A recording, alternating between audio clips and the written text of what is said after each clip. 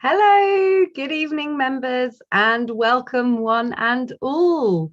So nice to see so many of you joining this evening for an introduction to Beaujolais. Welcome. Quick bit of intro, just in case. I think we have got quite a few newbies here today.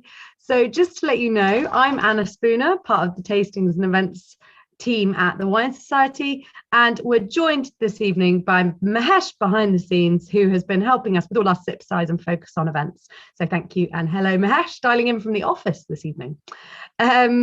A few small bits of housekeeping. Please do use the Q&A button to ask questions. We actually had loads and loads of questions, far more than normal, in prior to the event this evening. So thank you for that. It's helped me weave the questions through the presentation.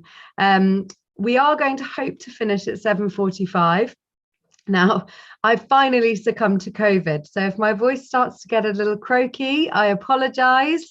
I'm battling through. If I have to use a tissue again, I apologise, but I was desperate to bring you guys all into my wonderful private little world of Beaujolais favourites. I love talking about Beaujolais. I think it's so underrated, and I wouldn't have missed this for the world. So apologies in advance. I've lemsipped up, but I'm feeling a bit sort of lemsip drunk in a way. Not Beaujolais drunk, which is a shame, but lemsip drunk. So please bear with me. I'm excited. We'll be fine, but I apologise if I have to go on mute for a little cough or a sneeze. Well, I did mention in the email, if you have got a Beaujolais Village or a light Beaujolais, please do feel free to crack on. I'm going to keep my intro little section as short as possible, but please feel free to start on the wine. What we tend to do with sip size is a bit of background, and then we'll go into a tasting of all the wines. Because I'm kind of keen to compare the final two wines, because they're both different cru with some different characteristics. What I would say is start with the Beaujolais Village. We'll be tasting that one for a little bit longer than normal, and then we'll do a bit more of a side-by-side comparing when we start to talk about cru.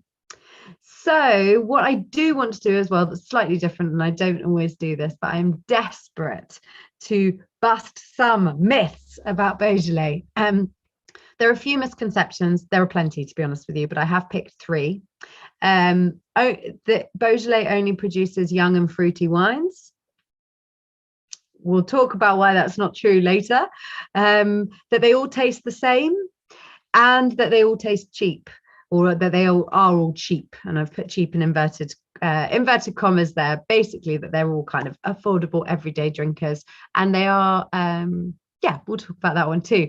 But I think a lot of that comes down to Beaujolais Nouveau, and I really want to dispel some myths about Beaujolais Nouveau. So we're going to work through those misconceptions, and then we'll come back to them at the end. And if I haven't managed to convince you otherwise, then oops, don't know what's happened there.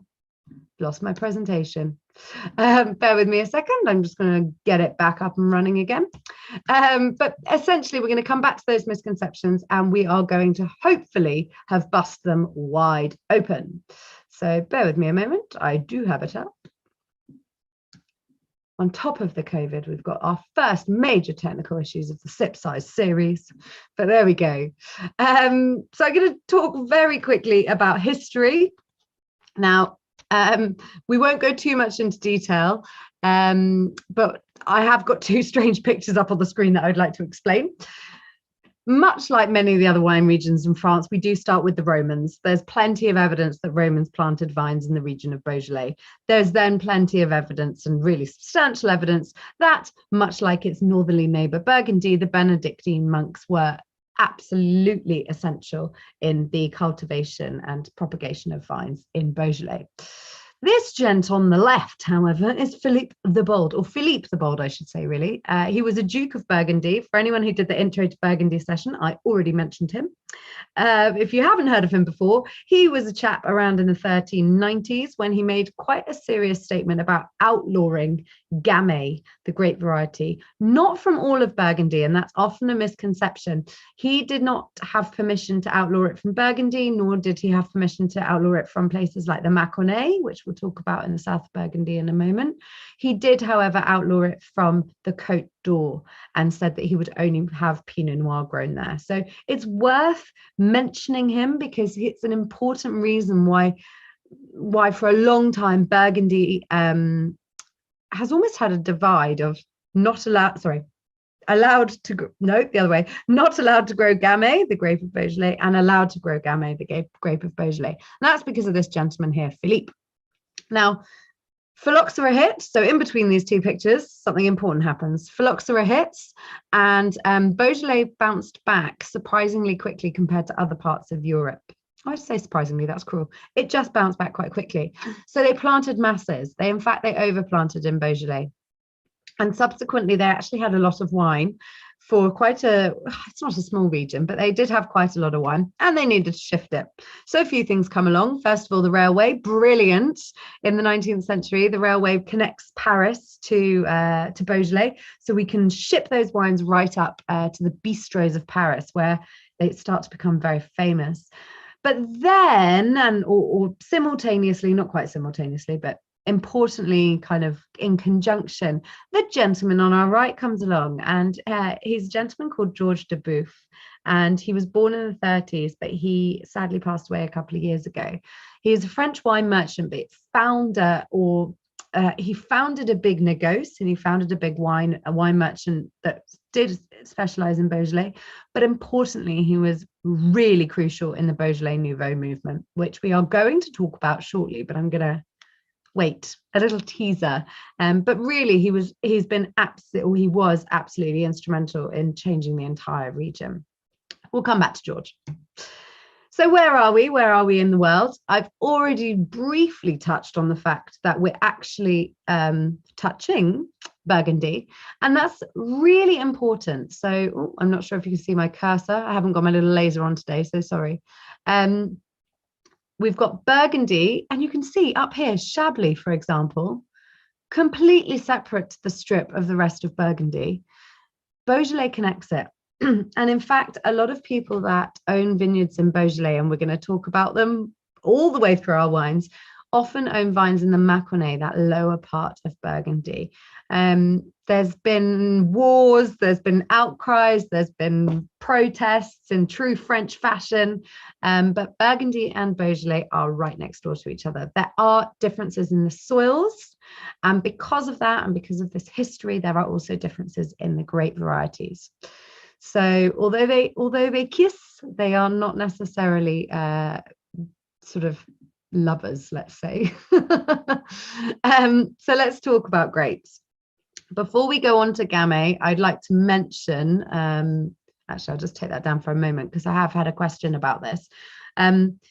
Gamay makes up the vast majority, and it's about, Gamay makes up about 8%, 98% of the planting, sorry. The other 2% is planted more often than not. I can't think of any example where it's not at the moment, but it's Chardonnay. You are legally allowed to put Aligoté here, which is the other white grape variety of Burgundy, pardon me. But actually, I think, the dates have escaped me, I think you are only allowed to have the vines there if they were planted before 2004. And I think by 2034, you will no longer be allowed to use Aligoté. So realistically, the vast majority of Beaujolais Blanc in practice is Chardonnay. Now, Ron Coles wrote in with a question on Chardonnay, so I'm just going to have a quick look now. He asked, I was wondering if there would be any mention of white Beaujolais. The Society had an offer last autumn of Domaine de Coteau de Fond une Cure. It was splendid, but sadly I only bought a case. Is there a possibility of something similar being repeated in the future? Now, Ron, I've mentioned the percentage of production there of white grapes. To put it in even more perspective, the whole region produces is over 18,500 hectares. Of Chardonnay, there are only 400. So we're talking really minuscule portions. When Tim gets it and he likes it, Tim Sykes, our buyer, I have no doubt that he snatches it up because it can be a really, really beautiful wine. It's just in tiny volumes. The best ones, and we're going to go on to talk about soils shortly, but the best ones are planted on the more limestone soils. And there are sort of limestone crops throughout Beaujolais. When I show you the soils map, you'll see what I mean. But certainly you're not finding those Beaujolais Blanc on the granite soils that we're about to talk about, or the more volcanic soils that we want to plant our Gamay on, that we're going to talk about now. But yes, it's a beautiful wine. I will see if Tim has any more scurried away for you, Ron. Didn't have a chance to ask him this afternoon, but we will ask ahead of sending. I'll send you an email. So Gamay, the region dominated by Gamay. Worth mentioning, I already did allude to it, but Gamay is grown in the Mâconnais as well, the southern part of Burgundy. But most people universally say that the soils here are better. So this really is the best place to grow Gamay in the world. A lot of people say Gamay and granite are friends. I think it's just the alliteration. Gamay actually just loves volcanic soils, and we have a few different volcanic soils coming up. But Gamay is vigorous, so it produces a lot, and it can produce quite dilute fruits if you let it, but it also produces a lot of foliage, and we don't necessarily want that foliage. So to control the vigor, Gamay is planted in high competition with itself. So we call it high vine density. Now, the vine density, i.e. how much Gamay is planted within inter rows, so how far away they're spaced, but also the rows themselves, it's some of the highest in France. And that's completely intentional, because they are much better and much produce a much better crop if their yield is reduced, if the amount of fruit is reduced. So it's about 40 to 45 hectolitres per hectare is the good, beautiful wines of Beaujolais. If you start seeing the 70, 80 hectolitres per hectare, then you're going to get kind of fruit juice, really watery fruit juice. So it's important to manage those yields, and the way the vines are trained are gobelets, so the little bush vines that you find in the Rhone, and again that does all sorts of things to help manage those yields. So let's look at those flavors. Now this is where it gets interesting, because I'm going to mention Beaujolais Nouveau in a second, because there are some flavors on this chart that you might not have associated with wine. I noticed earlier when I was flicking through it beforehand, pardon me, I've missed red fruits, and shamefully so. So not only are there red cherries, we should expect some black cherries too. Definitely taste along with one of your wines whilst I'm discussing some of these flavors. For me, some of the perfume styles that are more peonies, violets, sometimes roses even, and raspberries. I often find those two go together. Now, as they age, or actually not as they age, but some of the more beefy, don't mean of beef flavor, but some of the more, I'm trying to say this without being sexist. It's very easy to be sexist when talking about Beaujolais. Some of the more hearty and fuller styles can also be things like black pepper, and they can be quite intense. I've got a bit of black pepper on the Juliana when I was tasting it earlier. When they age, some of the best examples from some of the cru that I'll mention in a bit, like Morgon, Moulin au Vent, some of those are mushroomy, leathery almost, lots of truffle. You can also get things like smoke. There's a bit more oak aging than they used to be in the sort of more serious styles of Beaujolais. However, zoom across the side of your screen and you will see straubs, Haribo straubs. If you've ever tried one of those, you know exactly what the flavor is. It doesn't ever leave you. The thing in the top right corner, bubblegum, and the banana. And now you could have put fresh banana here, but personally, the style of winemaking that I'm about to explain for me is not fresh banana. It is banana sweets. And there's such a specific smell and taste with that for me personally. I could have put normal banana in there, but I was feeling creative. So what on earth are those things there for? So they are to show a style of Gamay called Beaujolais Nouveau. And I will talk to you a little bit about what, I'll bring it back round to George now. So George de Bouffe had essentially a brainchild. There was a lot of wealth in the UK. There was an interest in kind of fads and crazes. And there was a lot of wine to shift in Beaujolais. So he essentially championed this new style. It's not exclusive to Beaujolais, this idea of early release wines. In Spain, they have it. I think it's called Primero or Primero. Primero would make more sense. This idea of an early release wine is not exclusive to Beaujolais, but George championed it so much so that we almost call wines that are made in the carbonic maceration style, which is the style that they used, we almost call them Beaujolais Nouveau wines. They've become synonymous with each other. So about 30 years ago, 40 years ago, realistically, it was at its peak. And what would happen is they would need to get the wines fermented very quickly after harvest. So they used a process called carbonic maceration that I won't go into because I've done an entire podcast focusing on whole bunch fermentations, and it's the first portion of that, so I'll send it around. But safe to say, the grape doesn't ferment how I'll just take this down whilst I'm talking, but the grape doesn't ferment how it would in other types of fermentations where it goes from the outside in. In carbonic maceration, it goes from the inside out. Now, the reason it does that is all sorts of crazy science, but it starts to ferment inside the cells rather than being eaten by the yeast. Produces these esters, and they are things like banana, sometimes pear drop, although that can be something else as well. But those sort of banana, kirsch, confected strawberry, some of those flavors, they're produced. And because they fermented it really early, they then had a release date. And this release date was the third Thursday of November.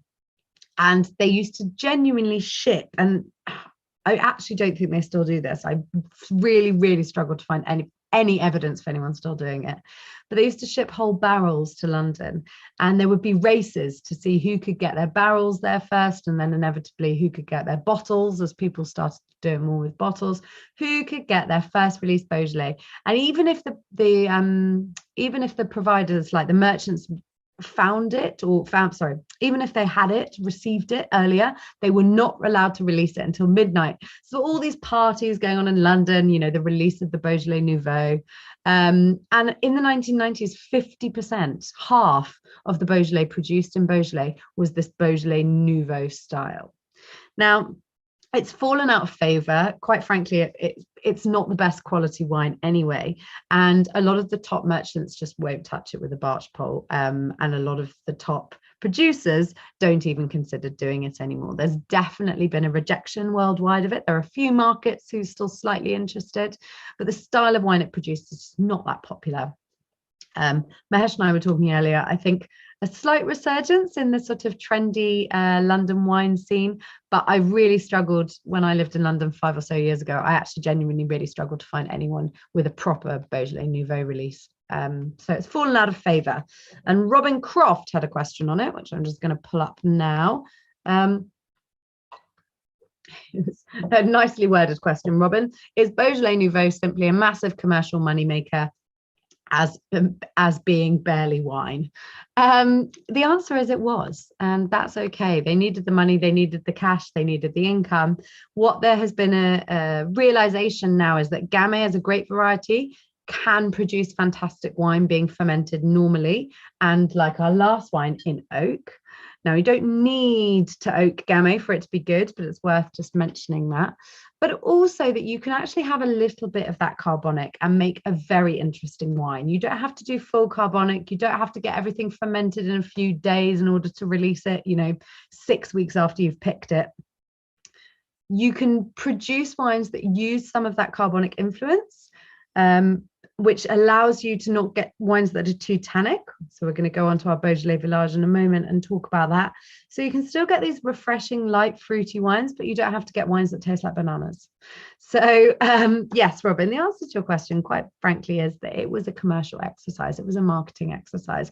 Yes, it was good fun. Yes, there was a lot of wine flowing around London on those parties. And to be honest, then flowing around the world. It moved to America, but certainly it wasn't a winemaker's exercise to produce the best style of Gamay that they could. No.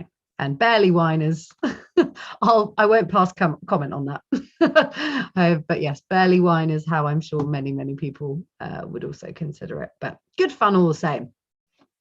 So let's talk about our Beaujolais Village, because I actually struggled to find the answer, but I think we've got a tiny bit of carbonic in here, because it's got that kind of like sweet, very sweet confected fruit flavor, but it's still got so much other stuff as well.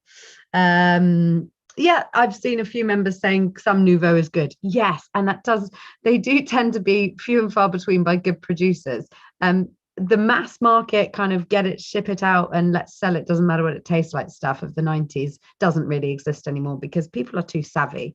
So the Beaujolais Nouveau that does exist and that is left is good. I have had a couple.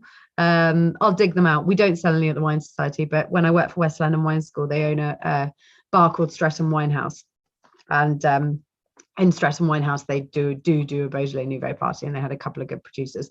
Like I said, more on the natural wine scene now than the than the mass market. But let's talk about our Society's Beaujolais Village. So it's got these beautiful red and black flavors for me. It's also got something a little bit herbaceous, which I love. You'll be pleased to know, with my very recent COVID diagnosis, I've not at all lost my sense of smell or taste, and I'm touching wood. The events would be quite different otherwise. Really fruity, really fresh. The reason I think that this might have some carbonic in particular is the wine has a much lower level of tannins than the latter wines, the next two that we're going to taste. And one of the things that carbonic does is it stops the extraction of tannins, because it's not being extracted from the outside in, from the skins in. It's going from the juicy bit out. So those tannic skins don't get done by the yeast as quickly. I'll have a quick taste and then I'll tell you about it.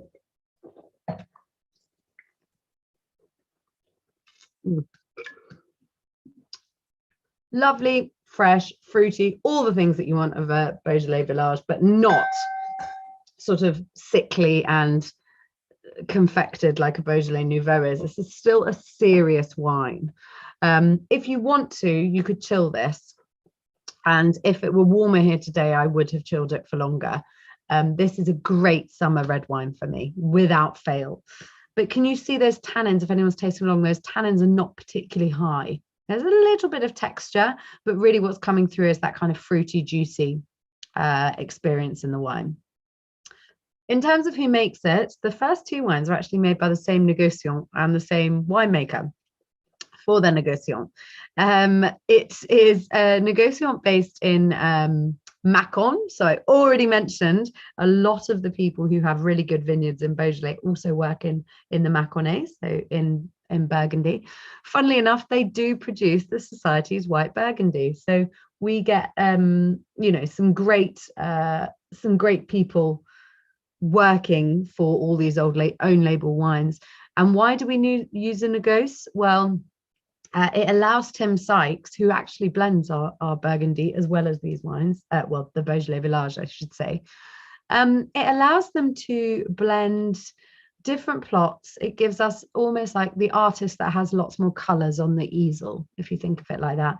So in years where we want to show the freshness of the vintage, Tim can work to do that. I believe this vintage he blended in lockdown, and I'm not exaggerating when I say he had jugs, plastic jugs all around his kitchen with certain measurements of different samples. And over Zoom, he and the oenologist Jean-Marc Darbon blended this wine together. I think it was either this one in 2020 or the white Burgundy. It could have been both, to be honest with you. So it's Beaujolais Village. I'm going to show you in a minute the pyramid, the hierarchy pyramid of Beaujolais Village.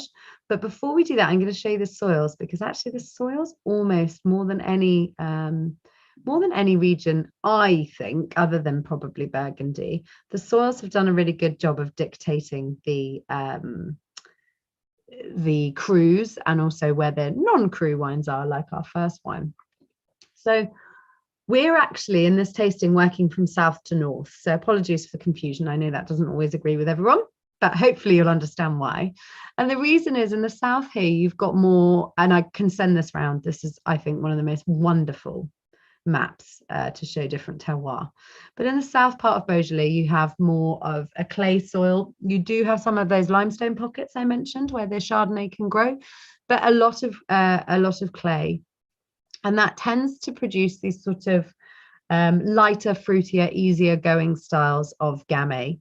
Now, people talk about Burgundy and Pinot Noir being a place where terroir is expressed.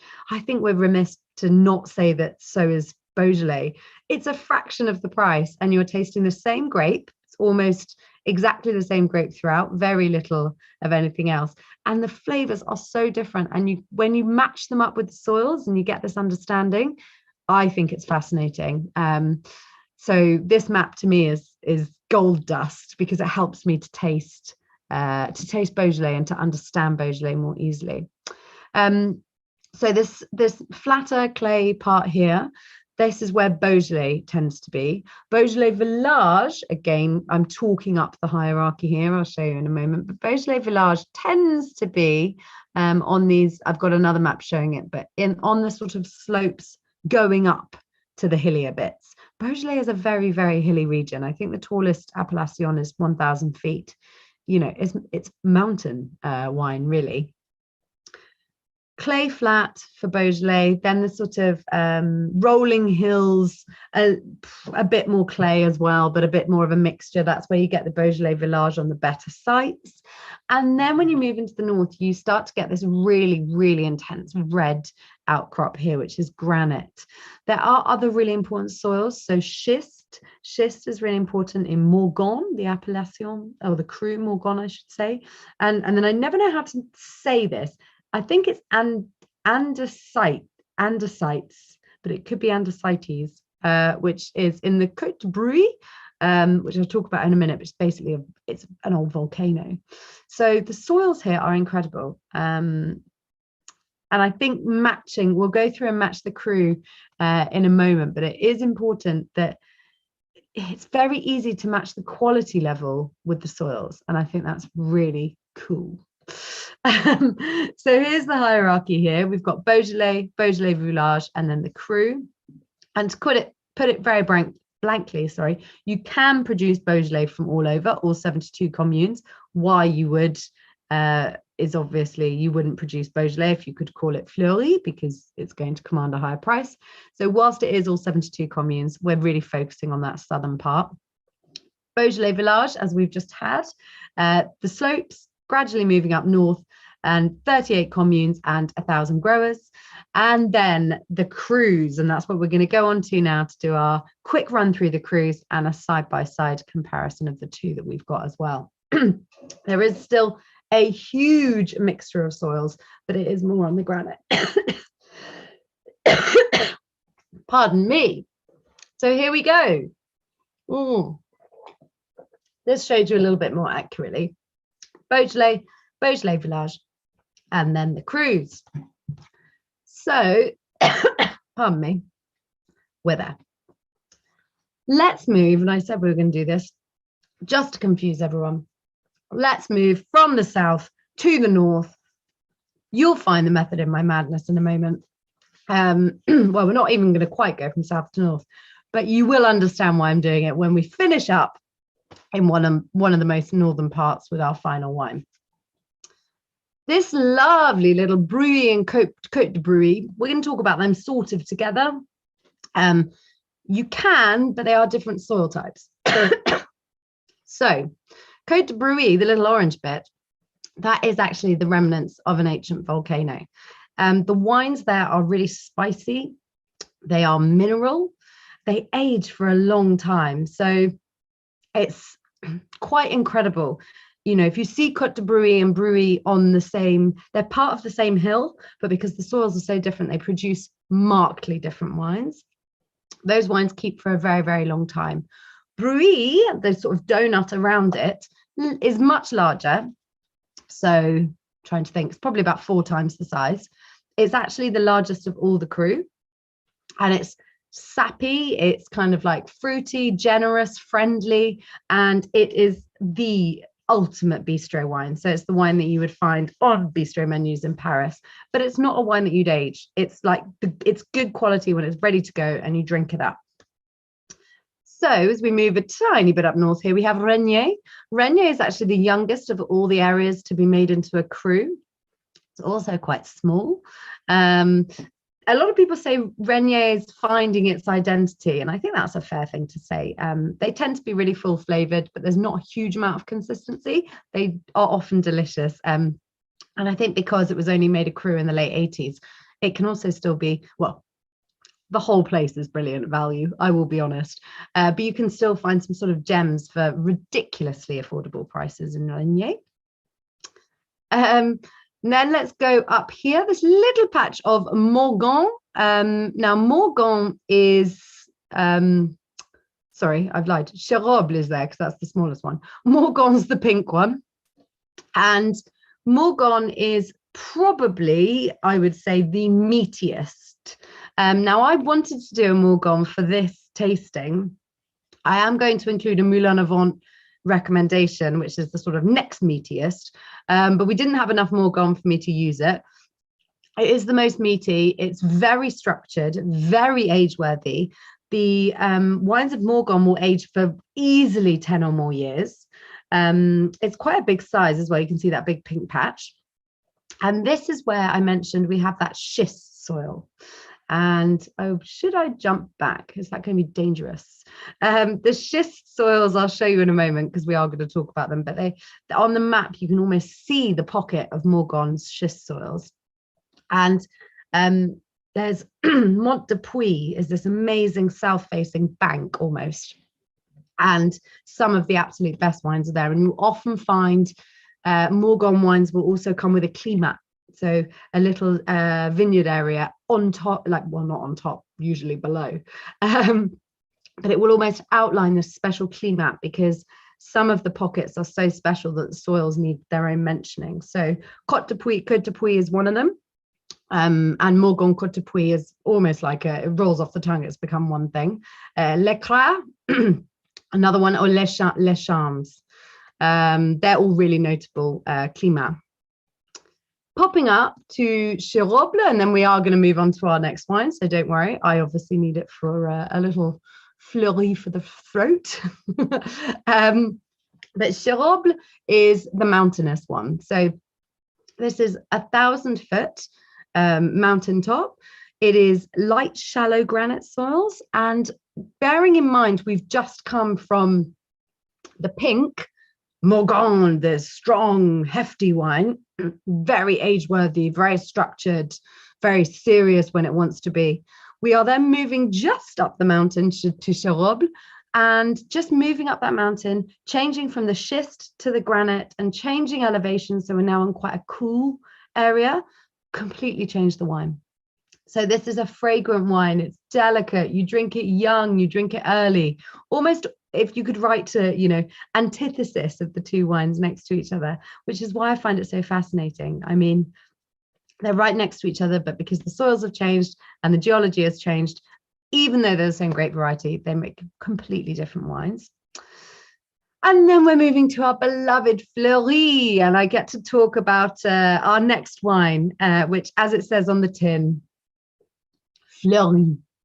Around the town of Fleurie, it is, well, around the town itself, it is floral, it is fragrant. However, and I'm just going to go back, sorry, I said I wouldn't do that for danger, but I'm going to try.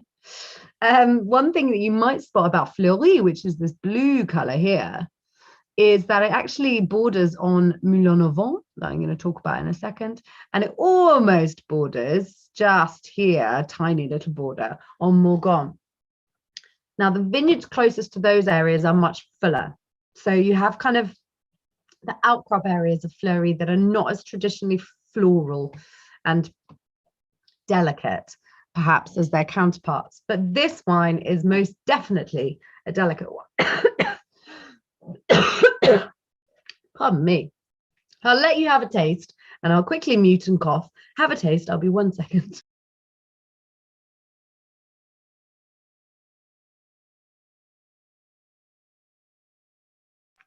There we go. Hopefully you're all tasting along.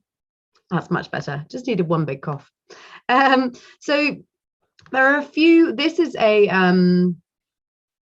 obviously produced for us as an exhibition wine. It is the single most popular of all of our Beaujolais exhibitions. So all of our own label, well, I think all of our own label full stop, certainly of the crew, made by the same neighbours.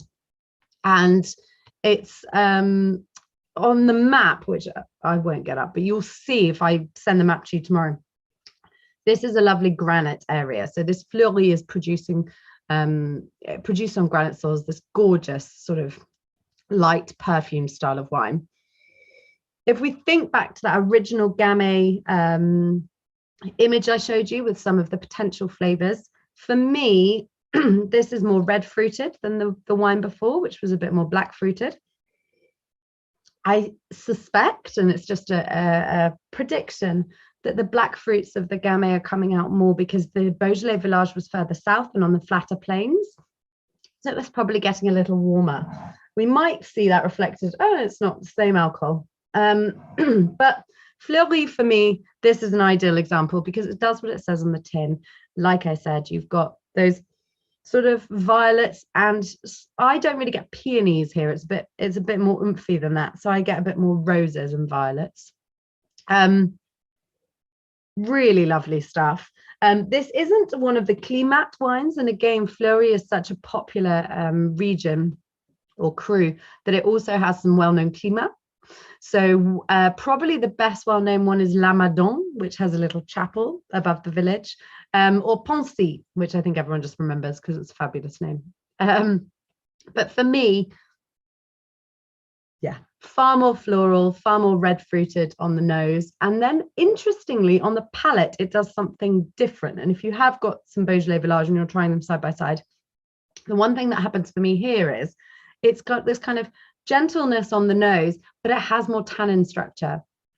So it has been made more traditionally. It's had a bit more maceration on the skins. We've extracted those tannins. So have a taste if you haven't already.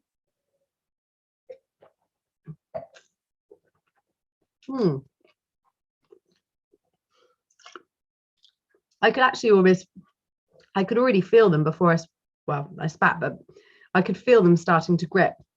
It's got this really lovely, light, gentle tannin structure that doesn't overpower. There's the map, sorry. It doesn't overpower, but it definitely provides a bit more body than the previous wine. It's a wine you could chill, but the tannins here for me are starting to get that little bit more, and tannins and chilling don't necessarily suit each other. So for me, if I was going to chill one of them, it would be the Beaujolais Village. Here we go. I was going to quickly show you this and I couldn't find it. So this is what I was talking about. These are the granite soils, this red, well, I think they call it red granite as opposed to pink granite there, but I mean, the whole appellation is covered in it, right?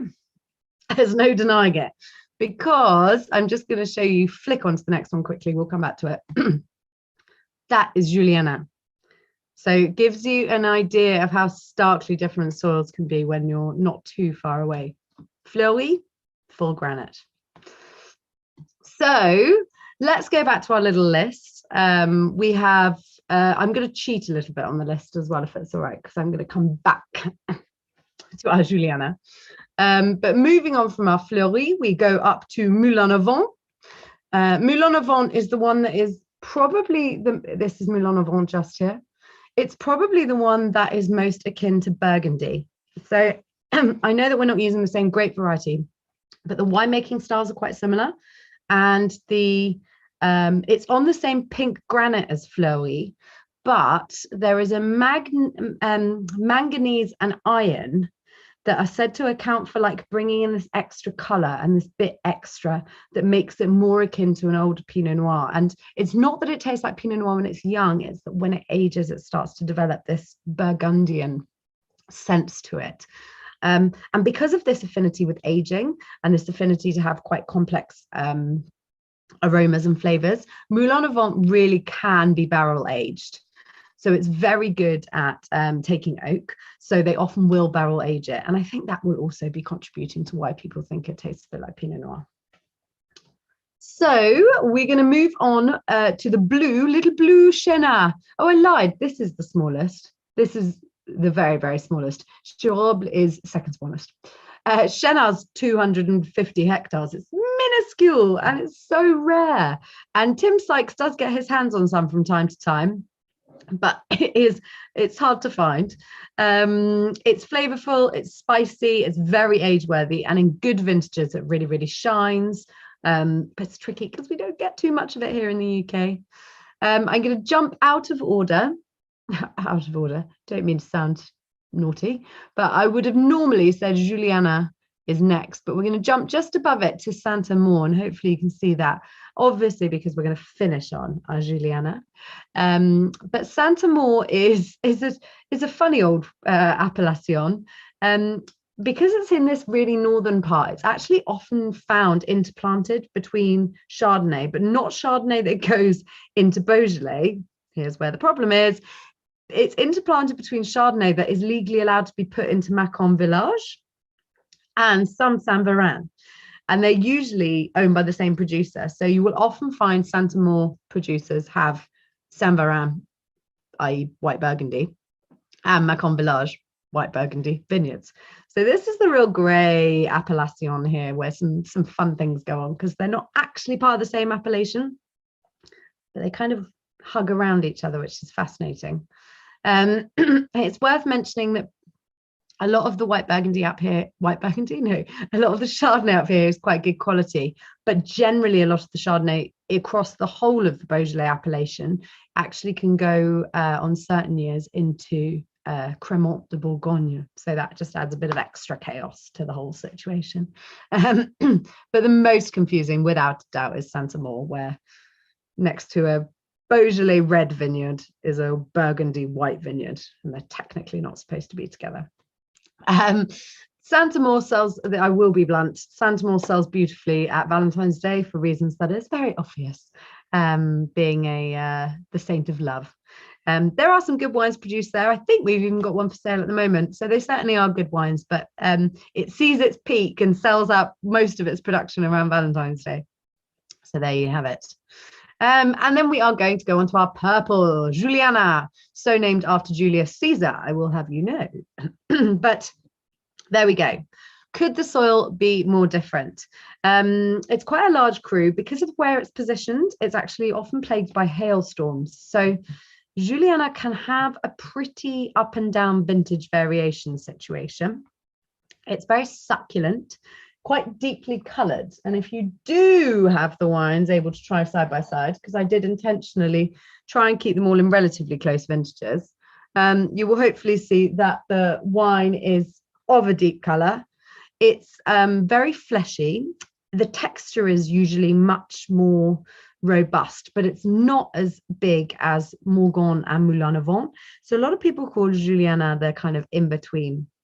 It's not one of those lighter Fleurie styles, and it's not one of the big heavy styles. So really what we've done here with these three wines is we've just inched up the kind of the volume every time.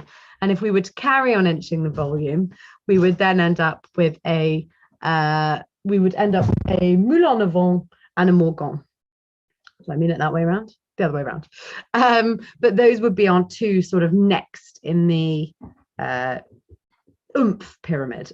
So let's give it a taste, and then I'll tell you about this wine. In terms of smells, it's only got a year extra in terms of vintage age. 2019 was a particularly warm year, so we are expecting a bit more fruit development.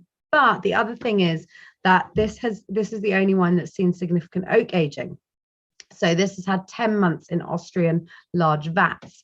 And I think you can smell that personally. You get this more kind of open, expressive, older fruit that's seen a bit of oxygenation.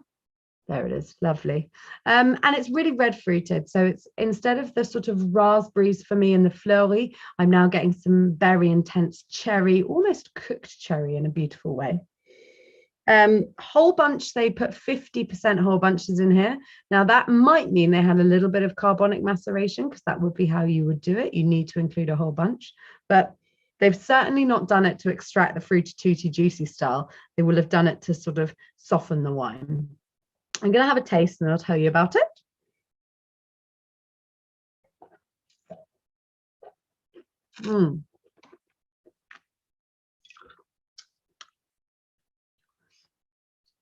So for me here, we've got a lot more savory flavor.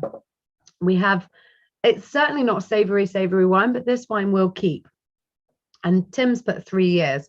Yeah, I think kind of, at least I would definitely enjoy this a little bit later. But it's got some lovely, more cooked fruits. It's got a touch of forest floor, so that sort of ever sweet mushrooms, you know, grilled mushrooms rather than very, very umami mushrooms, should we say. Yeah, just really lovely wine, and one that has evolved in my glass since I poured it. I did suggest to one member earlier that if they could pour all the wines, the Juliana will evolve, but hopefully, because it's your last wine, you'll enjoy it for the rest of the evening. I would certainly recommend so. And it's a shame I only bought one bottle, because I'd quite like to see what that does in a couple of years. So this is made by the Beaujolais family, yet again, live in Burgundy. You're seeing a lot of similar stories here, but this is actually family owned. They do own a negociant as well, which is a negociant produced these two wines, but the Beaujolais family are very much in at the helm and have been for 6 generations. You may recognize the name from their most famous wine that they produce is Puy Fusé. They have a slightly different label, but their typeface and things, you might recognize it, because we sell a lot of Maison Beaujolais Puy Fusé. So really quickly, and then I will try and answer a couple more questions if I can cope. But hopefully the misconceptions have been, or the myths have been busted. So only young and fruity wines here. Well, that's just not the case. I explained that Morgon, Moulin Avant in particular, those two will last for a long time. Morgon, keep it 10 years. I spotted a few people talking about, I was one of Morgon or Moulin Avant in the chat. I know that Tim Sykes has had, I think it was a Moulin Avant, it was a Morgon Côte de Puy. He had one from the 70s and said it was absolutely cracking a couple of years ago. So those wines keep.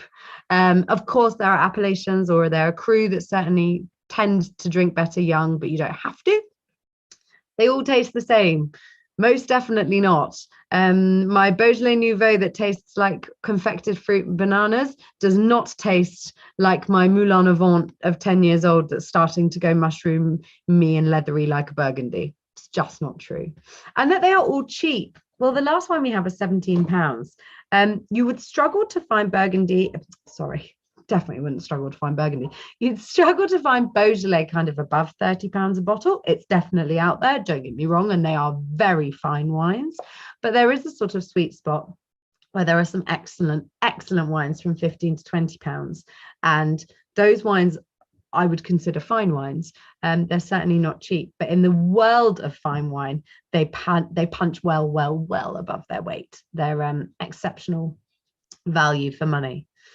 So yes, I hope I bust those myths, but I also hope that I showed you how important soil is in the region, how there are more changes in winemaking, that, you know, we're not going after those fruity styles anymore. We're trying to create some more complexity here in Beaujolais, and fingers crossed, I've encouraged you to drink a bit more Beaujolais, because it is the right time of year to drink Beaujolais. With your evening meals, with your barbecues, with the steak frite I'm about to have, then there is nothing better than a good cru, more savory, more serious Beaujolais. Whereas for my sipping in the garden, lightly chilled, getting my barbecue ready, there is nothing really better than a Beaujolais Village. And if you can manage to drink everything in between that spectrum, then you're doing a pretty good job. So I hope that I've encouraged you to drink a bit more Beaujolais. And yes, if there was one dish I could pick, it would be steak frite. Right, I'll quickly answer one question.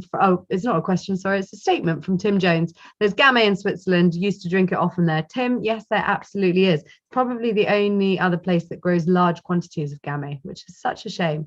But we like to find. Oh, and Ian and Michelle Johnson have asked that question. So yes, there's Gamay in a few places. And Mahesh has even said we have a Gamay from Australia by Mac Forbes on sale at the moment. So if you want to taste the world of Gamay, then yes, I hope you enjoy it.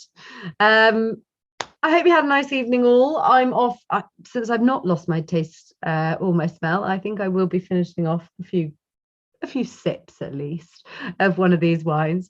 But thank you all so much for joining me this evening, and fingers crossed you'll be joining me for some more sip size sessions or focus on sessions. I'll send around the recording of the focus on whole bunch fermentation, because I certainly didn't have time to talk about that little technical fiasco. No, it's actually a very technical production method for winemaking. So I haven't had time to talk about it tonight, and apologies, it's a big part of the Beaujolais story, but I will send you the video if you wish to watch that recording. Speak soon, everyone. Have a lovely rest of the week and an even better bank holiday weekend and Easter. Look forward to seeing you when we're all back, and thank you again, Mahesh, behind the scenes. Bye all.